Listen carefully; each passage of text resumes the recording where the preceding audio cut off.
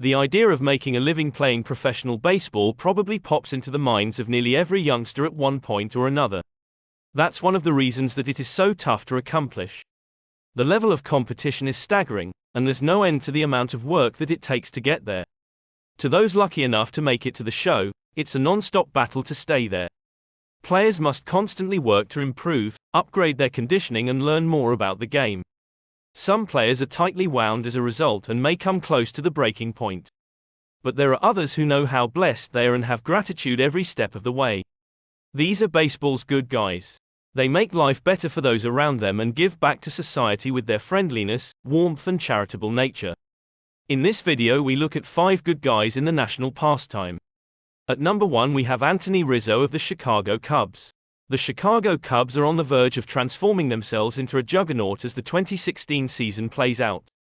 They have continued to improve after making the playoffs in 2015 and getting to the National League Championship Series, and they won't be satisfied by anything less than a World Series appearance. They have talent up and down their lineup, and Anthony Rizzo has proved to be one of their most important players. The first baseman is known for his clutch hitting, strong fielding and all-around play. He is also a great guy off the field, and he learned long ago that baseball is a game and that other things in life are much more important. That's because Rizzo is a cancer survivor, and he goes out of his way to help others who are battling the disease. Rizzo was diagnosed with Hodgkin's lymphoma when he was minor leaguer in the Boston Red Sox system at the age of 18. He fought the disease resolutely, and then he started the Anthony Rizzo Family Foundation. This organization helps families battling cancer and has raised more than $1 million to fund cancer research. Rizzo does more than corporate work. He makes it a point to meet young people who are diagnosed themselves and then befriends and encourages them on a regular basis. While the Cubs are in the middle of what may turn out to be their first championship season in well over a century, Rizzo does much more than play baseball. At number 2 we have R.A. Dickey of the Toronto Blue Jays. Knuckleball pitchers are rare in the big leagues these days, and R.A. Dickey has proved to be one of the best at his craft. The 41-year-old Dickey has been pitching for the Toronto Blue Jays since 2013, but it was the year before that he became a phenomenon with the New York Mets. He had a 20-6 record and earned a position on the National League All-Star team, and he pitched a scoreless inning in that game. Making the All-Star team at the age of 37 is a remarkable story. It is one of indomitable will, as Dickey was met with a strange diagnosis shortly after the Texas Rangers selected him in the first round of the 1996 draft. A medical exam revealed that he did not have an ulnar collateral ligament. Dickey was born without that ligament in his throwing elbow. As a result, he had to teach himself to throw a knuckleball if he wanted to reach the big leagues. He had been a first-round draft choice, but he became the ultimate underdog. Most would have thrown up their arms and tried a new career. Dickey kept fighting. He not only made it, but he became an all-star. He serves as an example of what a person can do when the goal is to overcome a bad break.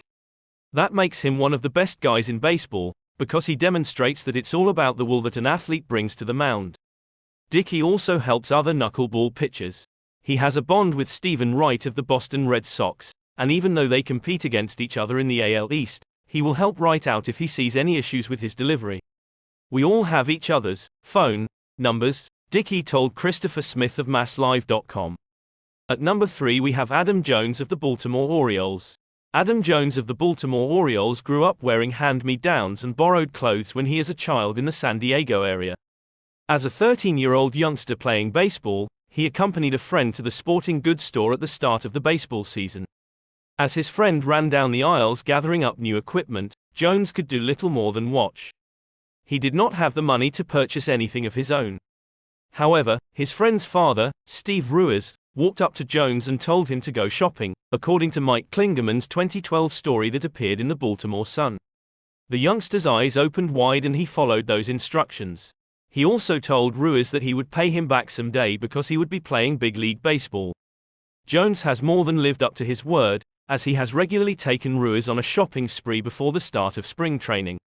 That shows that Jones remembers his roots and takes care of those who have helped him, which is clearly an admirable characteristic. Jones is also known for dishing out celebratory pies when an Oriole teammate wins a game in the bottom half of the ninth with a walk-off hit. The Orioles had banned the tradition prior to the start of the 2016 season for safety reasons, but when Matt Wyatters brought home the game winner on opening day against the Minnesota Twins, Jones could not help himself. How can you not love a teammate who celebrates in the style of the Three Stooges? At number 4 we have Clayton Kershaw of the Los Angeles Dodgers. A convincing argument can be made that Clayton Kershaw is the best pitcher in baseball. The 28-year-old has already won the Cy Young Award 3 times, and he has made the All-Star team each of the last 5 years. He has a 2.38 career ERA, and he has been below 2.00 3 times in his career. While he doesn't show it when facing major league hitters, Kershaw is also a charitable man. When visiting Africa with his wife on a Christian mission, he met a young girl named Hope and he wanted to help her and other children like her. He started striking out to serve, and he makes a contribution to the Kershaw's Challenge Foundations every time the strikes out a batter. That organization provides for African youngsters and helps better their living conditions. And lastly, at number 5 we have Curtis Granderson of the New York Mets. Curtis Granderson has been playing in the major leagues since the 2004 season when he broke in with the Detroit Tigers. He has since played for the New York Yankees and the New York Mets, and he has been smiling every step of the way. Kevin Long is the hitting coach for the Mets, and before that he was in the same position with the Yankees. He has worked with Granderson during both of his stints with New York's Major League Baseball teams. I've never seen him come to the field looking discouraged, Long told Harvey Araton of the New York Times. I've never seen him with his head down. I've never seen him anything but positive. We laugh all the time when we say, does Curtis ever have a bad day? That means the 35-year-old Granderson has had 13 years worth of good days in the major leagues.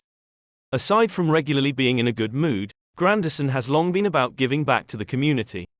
He started the Grand Kids Foundation, which is about helping youngsters through education, physical fitness and nutrition.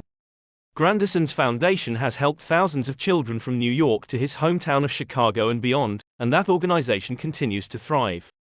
Hope you enjoyed this video, and if you did, please click the like button and subscribe to our channel.